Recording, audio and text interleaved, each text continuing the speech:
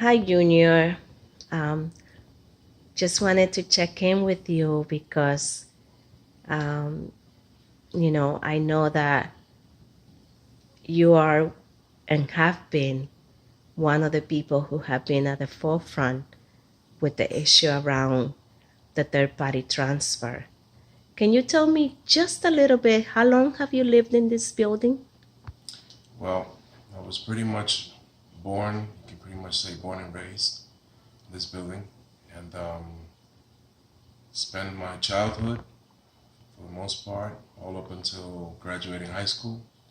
So from there, I enlisted into the military and pretty much maintained my residency here in New York, and it's been pretty much in 1600, What apartment are you in? apartment 5E.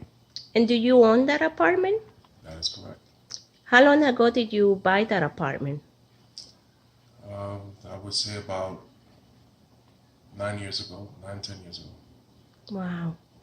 Um, can you share with us a little bit about what does it mean for you, the wait since all this started? Well, since the weight of the magnitude of the situation has been tremendous. With pretty much thinking back from the childhood memories, from all of those around the neighborhood that I've shared the great moments with, those are the moments I've been able to look back on. And those are the moments we all carry with us to go back to our childhood and growing up. And I can pretty much say it's been in, it's been the root of all of those memories have been from this building. And to see how this situation has unfolded and now to what it's at right now, the magnitude of the situation, it's pretty much looking at those memories in a different way. And it's hard to hold back all of the emotions and everything that comes with the situation, as knowing that the city, the programs are pretty much designed to take away everything that you pretty much have. So you can pretty much say this is my white picket fence in my house. And this is what comes with it. I'm a city kid, and I was born and raised here, like I said. And that's just pretty much something that's being looked at as being taken away from me now. And the rest of us. So that's Wow. pretty much the biggest weight that you can feel. Yeah. And what about the waiting? Because how long has it been since it's been going on? Well, we can go back from about the beginning of September last year, 2018, September 5th, if I'm not mistaken. But if you can count the months back, from September till now, it's actually felt in years.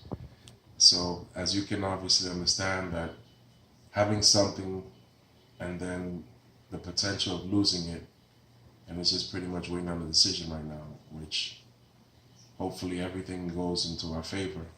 And it's just, you're waiting second by the minute, by the hour, by the day, just to see where the situation is going to head. It's nerve So, wracking. yeah. And let me ask you this. If you wanted to leave someplace else, you could make that choice? Well, anything is possible, but when you have so much invested emotionally into what you call home, I for one have lived many places, and I always come back. This is my home of residence. This is my home of record. This is home for me. So anything I can look back on from when I was a child, it's gonna come back to 1600 Nelson Avenue. It's gonna come back to the Bronx.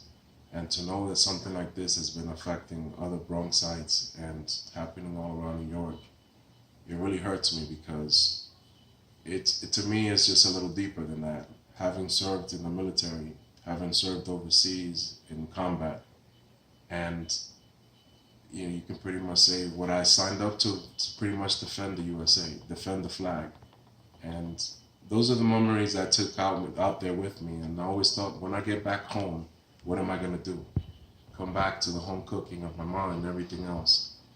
And like I said, this is a very nerve-wracking situation to know that what you've pretty much fought for, what you've worked for, can be potentially taken away with not even having a proper, pretty much situation as far as the process. You're learning about the process as you're having to defend yourself. So you're pretty much saying this is a blindside hit.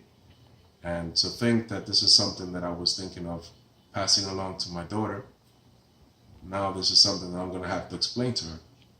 Hey, you can't look at this as being your home. You can't look at this as being a residence for you for going to school in New York. So it's pretty much a big deal right now, obviously. Hmm.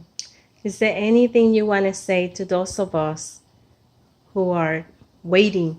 What's your hope and aspiration? Well, right now, as we are all waiting patiently for the decision to come down as far as our homes, what I want from this to become is something that to raise awareness, not just in this neighborhood, but not the 5 boroughs, tri-state area, and even across the nation.